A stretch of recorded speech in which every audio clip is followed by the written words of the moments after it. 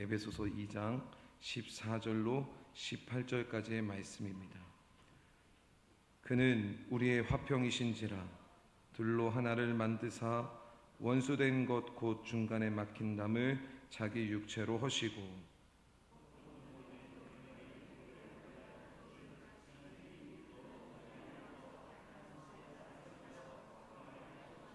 또 십자가로 이 둘을 한 몸으로 하나님과 화목하게 하려 하심이라. 원수된 것을 십자가로 소멸하시고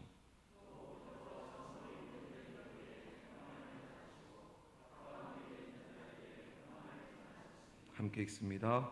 이는 그로 말미암아 우리 둘이 한 성령 안에서 아버지께 나아감을 얻게 하려 하심이라.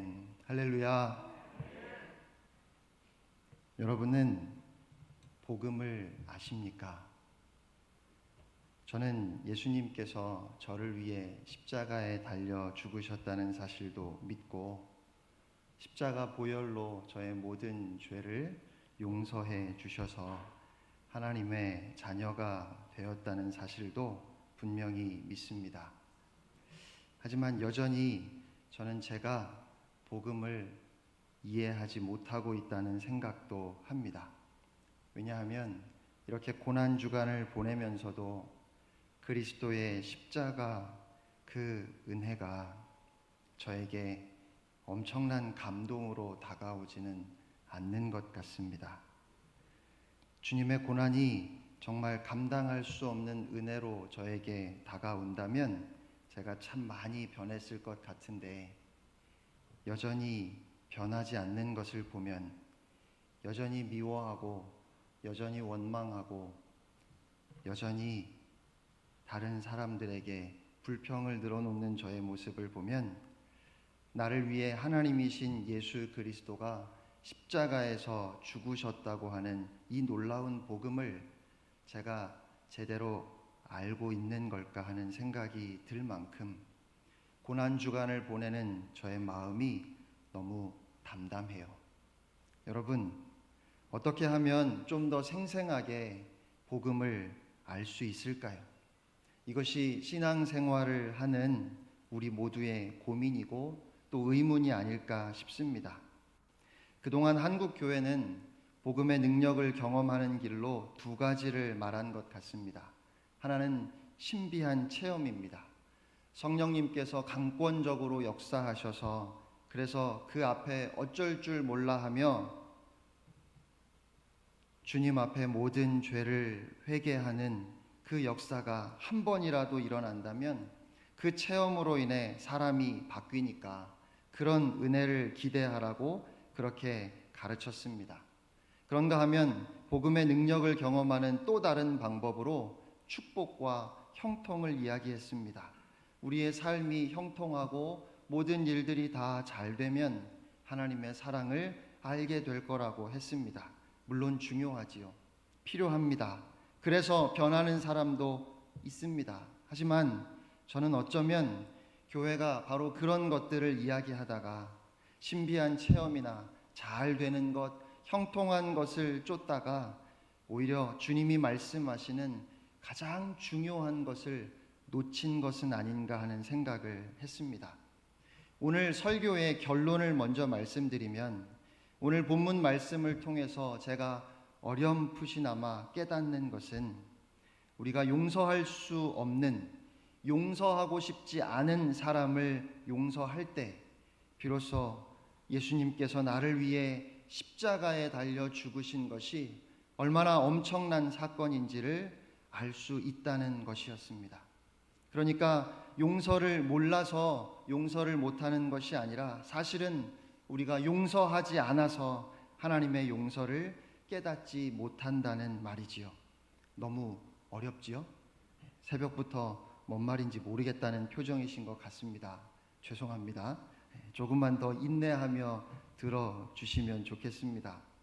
오래전에 어떤 모임에서 제가 우리는 빈부의 차이나 신앙 경륜에 의한 차별이 없고 모든 사람들이 서로를 귀하게 여기고 서로를 사랑하는 그런 공동체가 되었으면 좋겠다 이야기한 적이 있었습니다.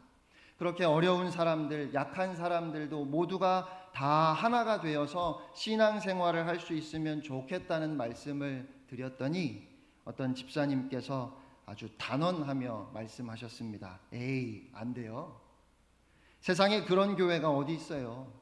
지금도 교회를 보면 맨날 싸우고 차별하고 무시하는 모습이 보이는데 목사님, 그냥 기대하지 마세요. 저는 그 말씀이 틀린 말씀은 아니라고 생각합니다. 출신, 지역, 성품, 기질, 신앙적인 색깔, 학벌, 직분으로 교회가 나누어져 있는 것이 제 눈에도 보입니다.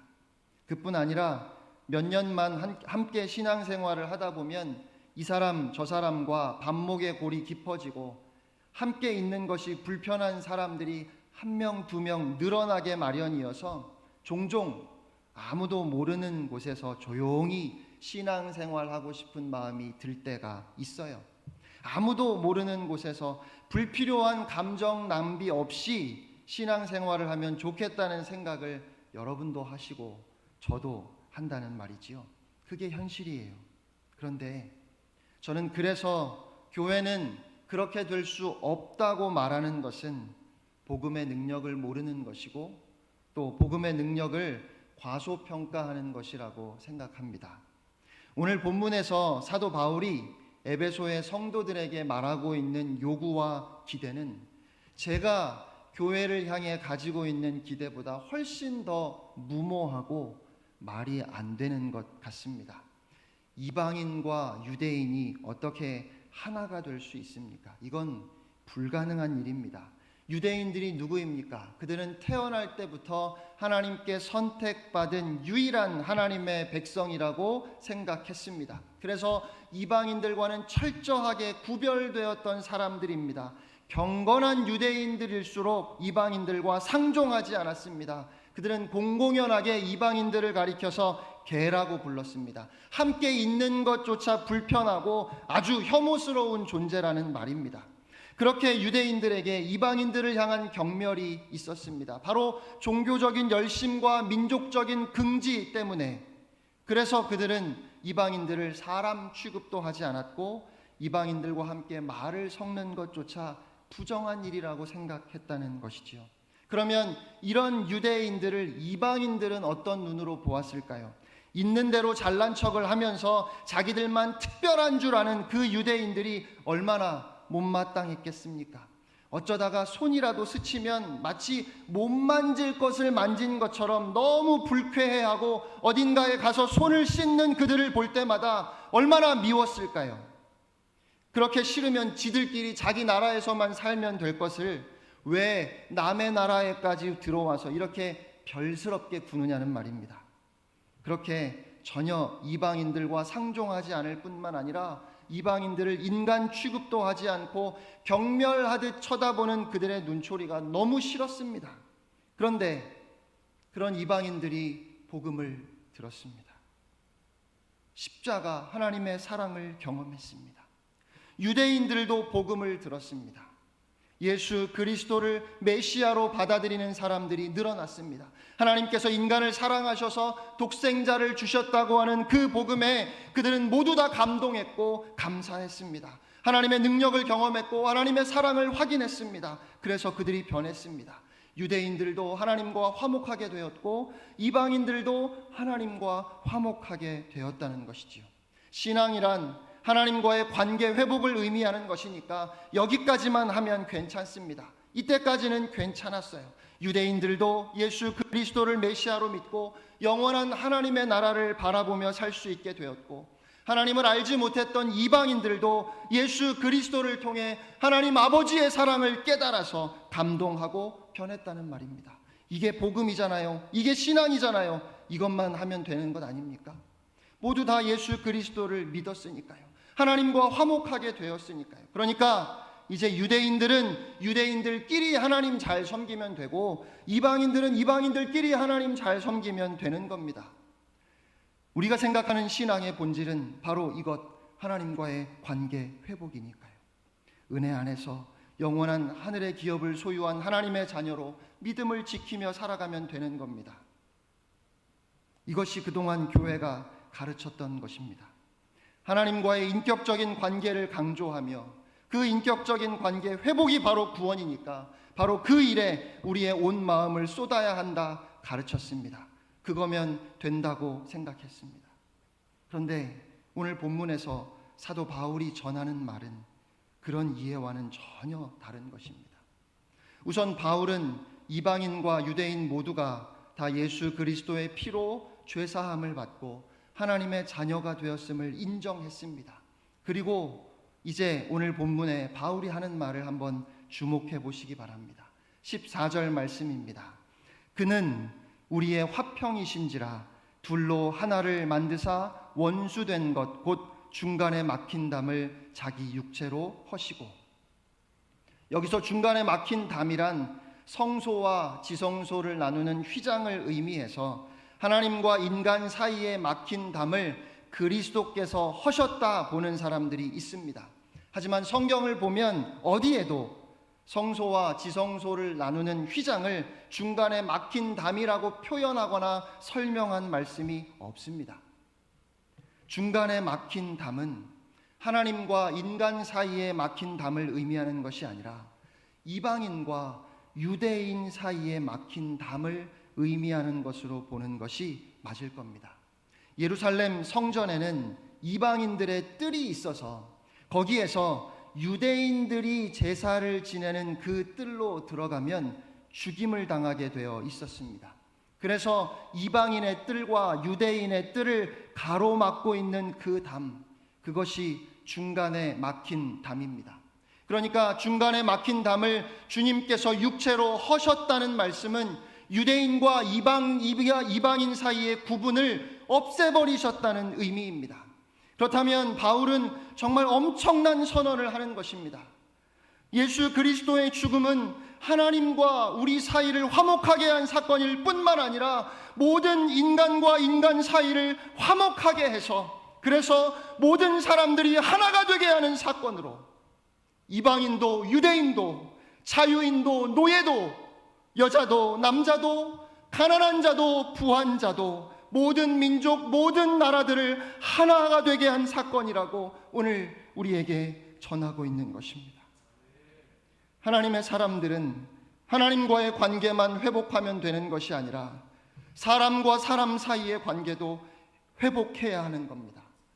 계속해서 말씀합니다. 15절입니다. 법조문으로 된 계명의 율법을 폐하셨으니 이는 이 둘로 자기 안에서 한 새 사람을 지어 화평하게 하시고 이방인과 유대인으로 예수 그리스도 안에서 한 새 사람 곧 교회가 되게 하셔서 화평하게 하셨다는 것입니다. 그리고 16절입니다. 또 십자가로 이 둘을 한 몸으로 하나님과 화목하게 하려 하심이라 원수된 것을 십자가로 소멸하시고 이방인과 유대인들이 서로 원수되었던 것을 우리 주님이 십자가로 없애버리시고 한 몸으로 하나님과 화목하게 하셨다 말씀합니다. 얼마나 엄청난 선언입니까? 바울은 예수 그리스도께서 십자가에서 죽으신 것이 단순히 인류의 평화, 인간들 사이의 화목을 위한 것이었다고 말하는 것은 물론 아닙니다. 십자가는 하나님과 인간 사이의 관계를 회복하고 다시 화목하게 하는 사건입니다. 하지만 이 십자가의 사건은 하나님과 인간 사이의 관계를 화목하게 하신 사건이기 때문에 동시에 모든 인류를 하나가 되게 하시는 사건이기도 한 것입니다. 하나님과 인간을 화목하게 한 것이 복음이지만 이 복음의 능력을 세상에 보여주고 이 복음의 능력을 우리의 삶 속에서 경험하며 살게 만드는 것, 그것이 바로 원수를 사랑함이고 그것은 모든 이웃과 하나됨입니다. 그래서 예수님은 마음과 뜻과 목숨을 다하여 하나님을 사랑하는 것이 크고 첫째 되는 계명이라고 하셨고 또한 이웃을 내 몸과 같이 사랑하는 것이 그것이 하나님을 사랑하는 것과 같은 계명이라고, 그 둘은 다른 것이 아니라고 말씀하셨습니다. 바울은 십자가가 서로 원수되었던 둘을 하나가 되어 하나님과 화목하게 하신 것이라고 오늘 주의 음성을 전하고 있습니다. 십자가가 하나님과 우리의 화목을 의미한다는 메시지에 우리가 감격했다면, 그리고 그 말씀이 진리라고 믿는다면, 이 십자가가 이 둘을, 이방인과 유대인을 하나가 되게 하셨다는 이 말씀도 결코 가볍게 생각해서는 안 될 것입니다. 십자가는, 그리스도의 죽음은 하나님과 원수되었던 우리를 하나님과 화목하게 한 사건이기에 서로 원수되었던 사람들을 다시 하나가 되게 만드는 사건이고, 그리스도 예수 안에서 부자와 가난한 자의 차이가 없어서 어떠한 약자도, 어떠한 노예도, 어떠한 장애인도, 어떤 여자도 모두가 다 하나가 되게 하신 사건입니다. 그렇다면 여러분은 지금 교회의 문제가 보이십니까? 십자가로 소멸한 것, 그리스도의 육체로 헐어버린 것은 하나님과 우리의 관계만이 아닙니다. 하나님과의 관계가 회복됨으로 서로 원수되었던 자들이 하나가 되게 하신 사건이기도 한 것이지요. 이것이 바로 복음의 능력입니다. 그런데 오늘 교회의 모습은 하늘로는 뻥 뚫린 것 같이 그렇게 하나님과의 관계를 강조하고 하나님의 은혜에 대해서 말하고 예수님께서 우리를 위해 십자가에서 죽으신 것을 하나님 아버지의 사랑으로 고백하며 거기에는 아멘하고 화답하고 있는데, 그래서 그 은혜를 자랑하지만, 하나님의 사랑을 말하고 축복을 말하고 신령한 체험들을 말하고 있지만, 옆으로는 겹겹이 두터운 담을 쌓아서 사방이 막힌 그 수많은 방들 속에 한 방에는 개동교회 교인들이 모여있고, 다른 방에는 신수동교회 교인들이 모여있고, 서울충신교회, 거룩한 시 성동교회, 독일교회가 각각의 방에 모여서 서로 왕래하지 아니하고 오히려 경계하거나 경쟁하며 하나님과의 관계를 회복했다는 그것만 강조하고 있는 모습이 여러분의 눈에는 보이지 않으시냐는 말입니다. 저는 제가 모든 사람들을 사랑하고 용서하고 너그럽게 대해서 그들과 하나가 됨으로 제가 구원을 받는다고 생각하지는 않습니다. 오직 예수 그리스도께서 나를 위해 십자가에서 죽으셨고 부활하심으로 인하여 그 믿음으로 구원을 받는다고 저는 믿습니다. 하지만 제가 그렇게 믿고 있는 저의 이 신앙이 정말 제대로 믿고 있어서 그 복음의 능력이 온전하게 드러나고 이 세상에 있는 수많은 사람들에게 정말 복음의 능력이 그런 것이구나 하는 것을 알게 할 수 있는 방법은, 그것은 바로 제가 누구와 원수를 만들지 않고 사람을 차별하여 대하지 않고 모든 사람들을 사랑하는데 최선을 다할 때, 그때 복음의 능력이 드러날 것을 믿습니다. 만일 여러분이 저를 보실 때 제가 복음에 대해서 이야기를 하고 예수 그리스도의 은혜로 구원받았다고 말하면서도 공공연하게 누군가와 원수가 되어서 그 원수된 사람을 헐뜯고 비난하고 저주하는 마음을 품고 있다면, 저는 그러는 동안에는 복음의 능력을 경험할 수 없다는 말입니다. 복음의 능력을 드러낼 수도 없다는 것이지요. 그런데 한국 교회가 이것을 소홀히 한 것 같습니다. 한국의 기독교가 전해졌던 한국 초기 교회가 예수 그리스도의 복음의 은혜를 알고 난 다음에 그들이 했던 일은 첩으로 있던 여자들을 다 자유하게 풀어주는 것이었고, 종으로 소유하고 있던 노비들의 노비 문서를 불로 태우는 것이었습니다. 초대교회는 노예를 다 자유하게 했을 뿐만 아니라 여자와 남자가 하나가 되고 이방인과 유대인이 하나가 되고 노예와 자유인들이 하나가 되어서 알지 못하던 사람들, 무식하고 야만족처럼 보이는 사람들에게도 찾아가서 그리스도의 복음을 전하고 하나가 되도록 만드는 그 일에 전심전력을 다해서 그렇게 십자가 복음의 능력을 세상으로 하여금 알게 했다는 것입니다. 그런데 오늘날 교회는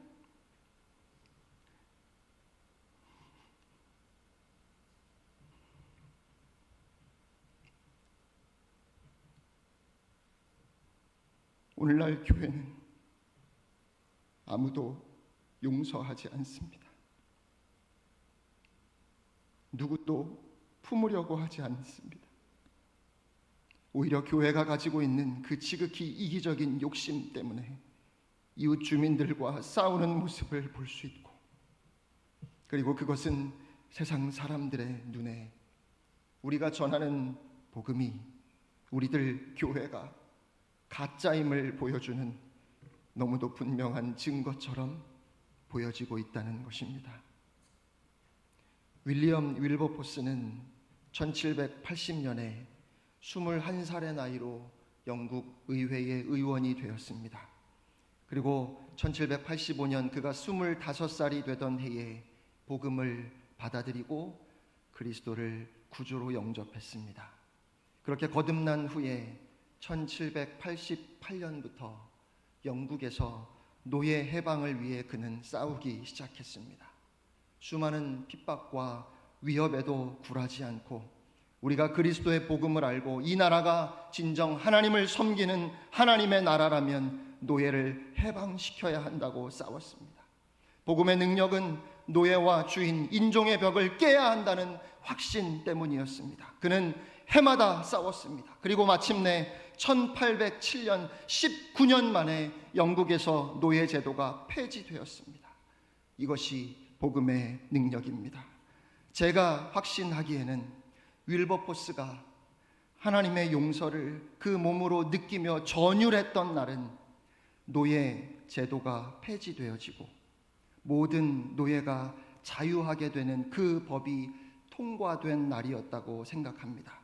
그날 그는 진정으로 용서의 가치를, 자유의 가치를 알고 감동했을 것입니다. 사랑하는 성도 여러분, 누군가에게 예수 그리스도의 복음을 전함으로 그 사람과 하나님과의 관계가 회복되는 그 일에 우리는 온 힘을 쏟아야 합니다. 하지만 그렇게 하기 위해서 저는 우리가 그동안 상처가 두려워서 쌓아놓았던 벽들을 이제는 헐겠다고 하는 선언을 해야 한다 믿습니다. 먼저 다가가서 손을 내밀어야 합니다. 여러분이 경험하는 고통과 아픔이 얼마나 큰 것인지, 여러분에게 돌아올 손해나 여러분을 힘들게 하는 그 억울함과 분노가 어떤 것인지 알지 못해서 감히 함부로 여러분에게 이렇게 하라 저렇게 하라 말씀드리는 것은 아닙니다. 그러나 저는 저와 여러분이 이 복음을 진지하게 고민해 보았으면 좋겠습니다. 오늘 사도 바울을 통하여 주님께서 주신 말씀을 우리가 한번 깊이 생각해 보면 좋겠습니다.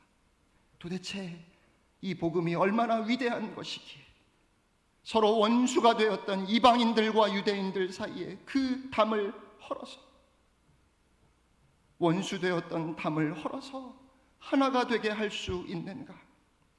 그래서 우리가 만일 하나님 앞에서 정말 겸손함으로 하나님의 뜻을 행한다면 저는 무기력했던 우리가 복음의 능력을 경험하게 될 것이라고 믿습니다. 사랑하는 성도 여러분, 먼저 손을 내미는 사람이 복음의 능력을 경험합니다. 내가 잘못했노라 말할 수 있는 사람이 복음의 능력을 경험할 것입니다. 그동안 그렇게 못마땅하게 생각했던 그 사람을 찾아가서 먼저 따뜻한 한마디의 말을 건넬 때 그것이 여러분이 복음의 능력을 경험하게 되는 사건이 될 것입니다. 저는 저와 여러분의 삶 속에, 그리고 오늘 이 시대의 교회 안에 그 복음의 능력이 회복되기를 간절히 소원합니다. 부활의 빛으로 다시 하나, 우리 주님이 주님의 몸으로 막힌 담을 하셨습니다. 기도하겠습니다.